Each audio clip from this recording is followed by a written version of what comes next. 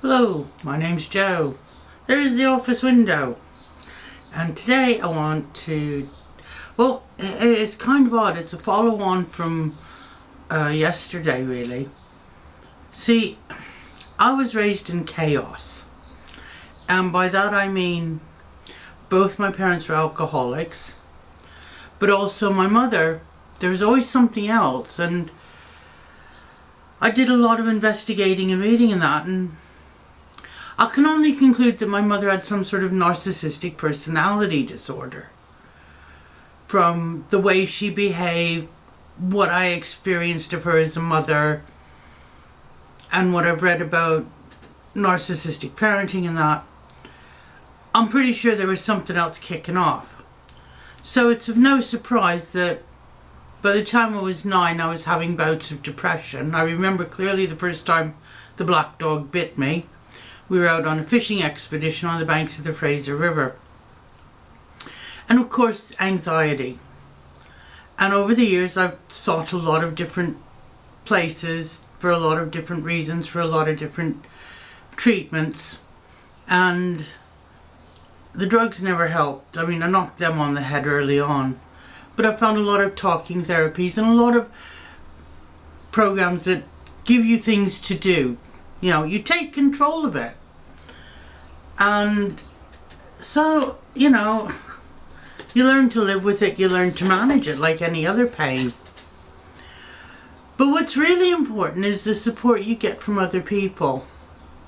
And after yesterday's, and I must admit, I've been feeling very down and very anxious and struggling a lot mentally. And a lot of people sent me a lot of very positive messages. And a few years ago, my son and his girlfriend gave me this for Christmas, and it's beautiful. It's leather bound and the paper's fantastic. It's a blank notebook. And I've been using it to record positive thoughts. And I know you're all going, oh my God, this is so new age. But trust me, especially right now, if you're dealing with anxiety or depression or both, double whammy, it can help. I'm not saying it will help. I'm not saying it's a miracle cure. But sometimes it can help. So I keep recording things that I can look back on, and they're just, you know, positives. And sometimes it's like grounding yourself when you're having a panic attack and you look at 5 things you can see, 4 things you can hear. If you don't know the exercise, look it up. It's called grounding. So I just want to share with you something that was shared with me on Facebook by, and this is a friend I know through social media. She lives in America. I've never met her. I don't think I've ever heard her voice, but she's been a very supportive person. And she sent me this.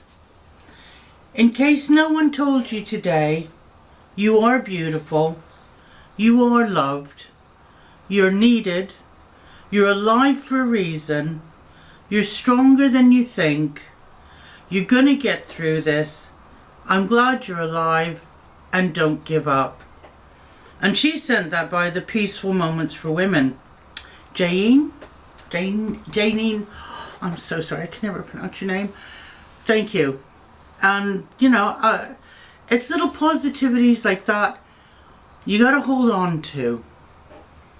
So, a few more of the little positives that help get me through the day. From the book of Matthew, chapter 6, verse 34. Therefore, do not be anxious about tomorrow, for tomorrow will be anxious for itself. That the day's own troubles be sufficient for the day.